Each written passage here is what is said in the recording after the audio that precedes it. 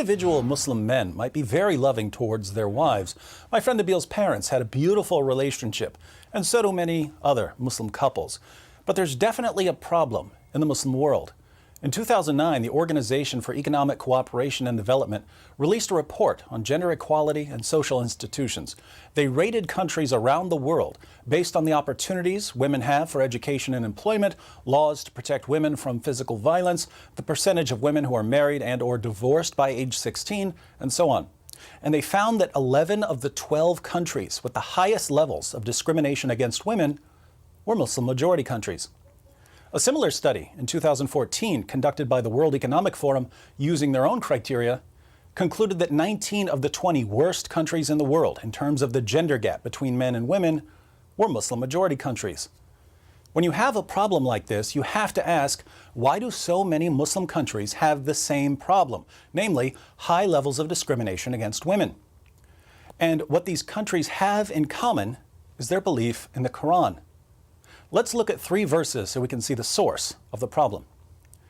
Surah 2, verse 282 of the Quran is a long verse dealing with contracts, but there's an interesting part in the middle of the verse that says, "And get 2 witnesses out of your own men, and if there are not 2 men available, then a man and 2 women, such as you agree for witnesses, so that if one of them, one of the 2 women, errs, the other can remind her."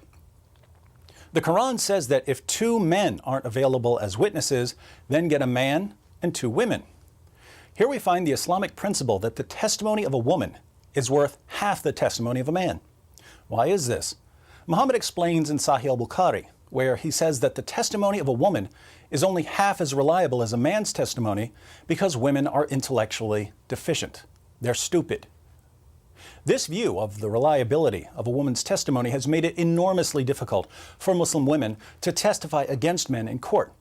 According to the New York Times, human rights workers have noted that as many as half of the women who report being raped in Pakistan are charged with adultery. Another disturbing verse is Surah 2, verse 223, where Allah tells Muslim men, "Your wives are a tilth for you, so go to your tilth when or how you will." We don't use the word tilth much nowadays. A tilth is a patch of ground that you plow so you can sow your seed. The Quran says that women are a tilth that you approach whenever and however you want.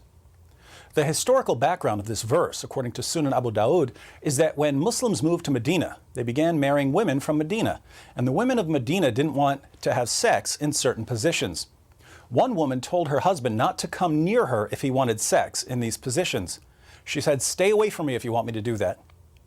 The issue was brought to Muhammad, and Allah's response was Surah 2, verse 223. She's your tilth, your field for sowing your seed. Plow her however you want.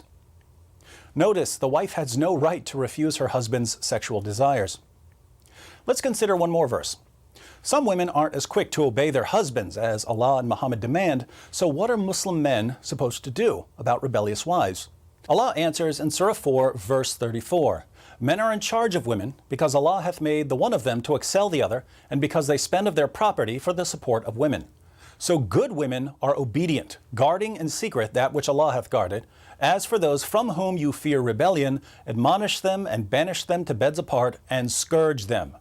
Then, if they obey you, seek not a way against them. If your wife doesn't obey you, you warn her, banish her to a separate bed, and beat her until she does what you say.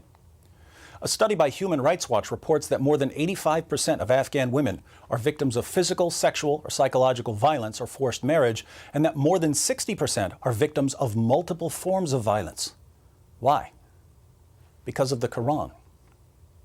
According to Allah and Muhammad, women are stupid, they're the property of men and have to submit themselves fully to their husbands' sexual whims. Those who don't are to be beaten into submission. Numerous studies show the real-world impact of these teachings, and yet we're told by politicians, reporters, and Muslim groups that the discrimination against women in Muslim countries has nothing to do with Islam. But as long as people refuse to confront the actual problem, women in Muslim countries will continue to suffer.